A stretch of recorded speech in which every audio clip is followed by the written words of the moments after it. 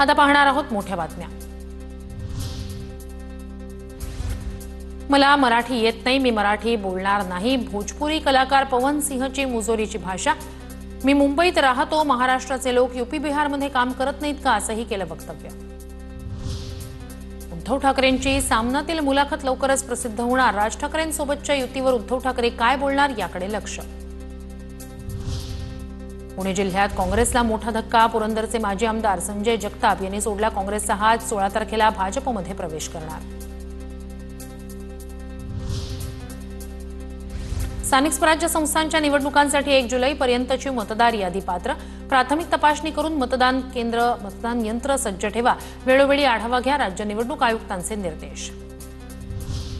हिंदीच्या मुद्द्यावरून मुंबईतील सेंट मेरी हायस्कूलनं राज ठाकरेंची माफी मागितली, शाळेनं पालकांकडे हिंदी शिकवण्याबाबत मागवलं होतं संमतीपत्र। यानंतर आक्रमक मनसे कार्यकर्त्यांनी शाळा व्यवस्थापनाला जाब विचारल्यानं शाळेनं मागितली माफी।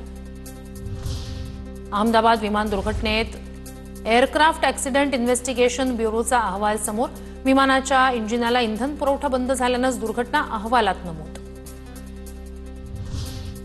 नागपूरमधील समाज कल्याण विभागात मद्यप्राशन केलेल्या कर्मचाऱ्याचा राडा, कुंड्यांची तोडफोड करत कर्मचाऱ्याकडून वरिष्ठ अधिकाऱ्याला शिवीगाळ।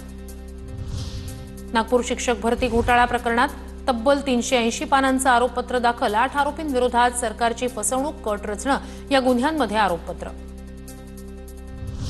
अहिल्यानगरमधील लोणी खुर्द गाव कडकडीत बंद, चिकन धुण्यासाठी वापरत असलेल्या पाण्यात विक्रेत्यानं लघुशंका केल्याचा आरोप, व्हायरल व्हिडिओनंतर हिंदुत्ववादी संघटना आक्रमक।